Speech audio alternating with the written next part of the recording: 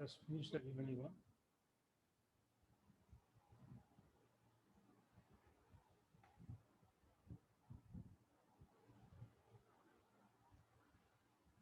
Let us finish the job. Our situation is very bad. What we have done, discussed the drawbacks of air preheaters. That drawbacks are mainly air opening, flow opening being plugged by plug gas to a certain extent. It can be cleaned occasionally, otherwise fluid gas may not run. Sealing of gas to air pipe and vice versa is not that effective. This is although a certain that you can keep certain non-conductive material between these two things, but still overall heat transfer may take place because all the tubes are made up, all the whole preheater is made up some heat conductive materials like steel or something, so it can still some heat loss will be there from the heater itself. And a large pressure drop and both the gas and air itself.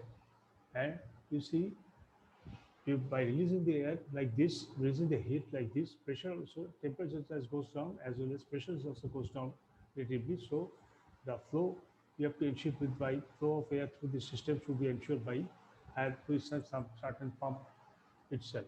And air is also same is air from some blow fan or like this. Now, so there is certain use of energy again. That's why without which will not be given. So efficiency of the whole system may affect to a certain extent. Now, if air is heated to 400 centigrade or above, two stages of preheating is used. Generally, up to 400 air, only one type is used, and but that if the 400 degree centigrade and more, we have to use two types of air treating one after another, along with economizer installed in both the two air preheaters itself. The first preheater from the gas side may be tubular, but the second may be rotary itself. Okay. Next, let us go for fluidized based conveyor itself.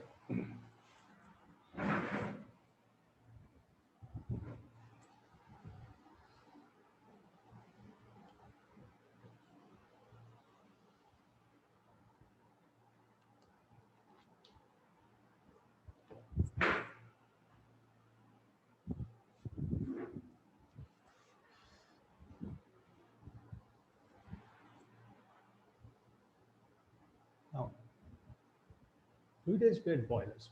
This is a particular type of boilers from which steam from fossil fuel like you say coal, etc., and waste fuel by a technique called fluidized bed itself.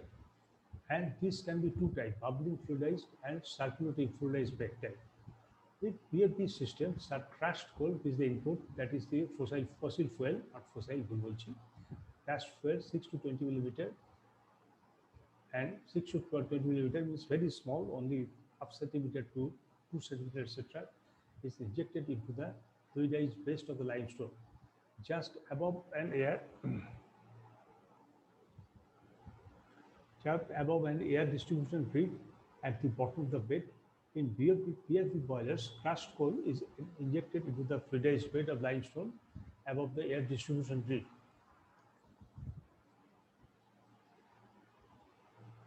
Above the air distribution grid at the bottom of the bed. In BFB boilers, first we have to, there is a fluidized bed for the limestone. It is made with limestone itself above and air distribution grid at the bottom of the bed. So the bed is the furnace bed or fluidized bed, or where the heat is being generated. It is made with the limestone.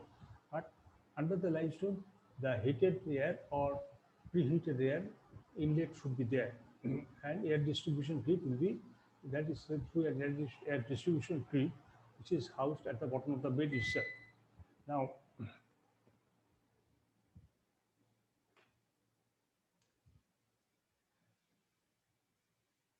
at BFB boilers, at the bottom of the bed, in BFB boilers, crushed coal 6 to 20 millimeter is injected into the fluidized bed of the limestone just above the air distribution grid at the bottom of the bed itself. The airflow upwards through the grid. If the BFB boiler's crushed coal is injected into the fluidized bed of limestone just above the distribution grid in the bottom of the bed, the air flows upwards through the grid from the air plenum in the bed. The air flows upward through the grid from the air plenum into the blade, whose combustion of coal or where consumption of coal is occurs. In crushed coals are injected in the fluidized bed of limestone just above the air distribution system. Means it is supplied full I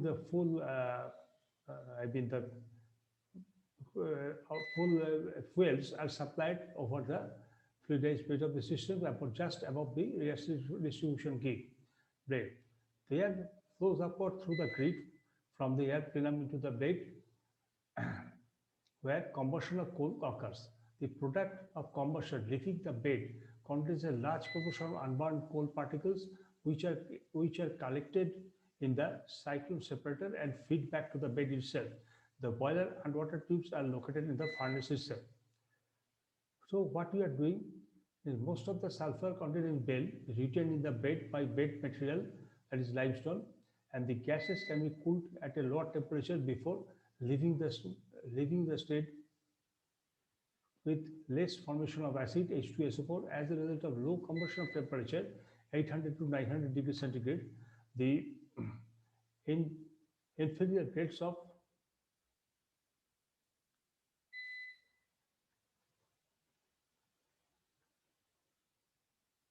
coal can be used without slugging problem itself, and there is less formation of NO2 cheaper alloy materials also can also be used here, resulting in economy of construction. Further economizers are coheated since the pulverization is required. The volumetric air release rates are to be 10 to 15 times higher, and surface heat transfer rates are 2 to 3 times higher than a conventional boiler. This makes the boiler more compact.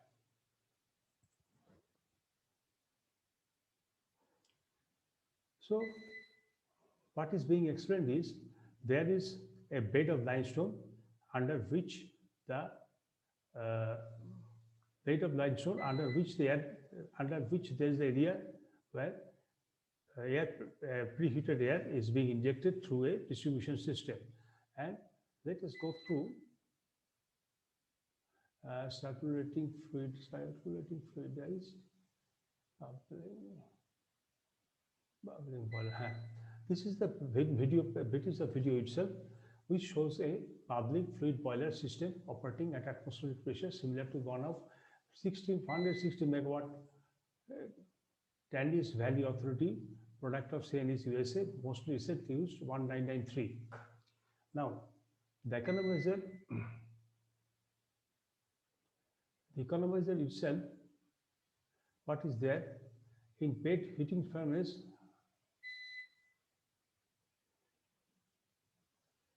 In bed heating furnaces, fluidized air itself.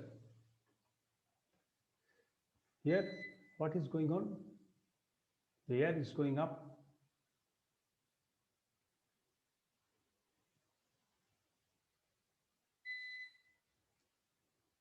Let me stop here. No more power is available in laptop.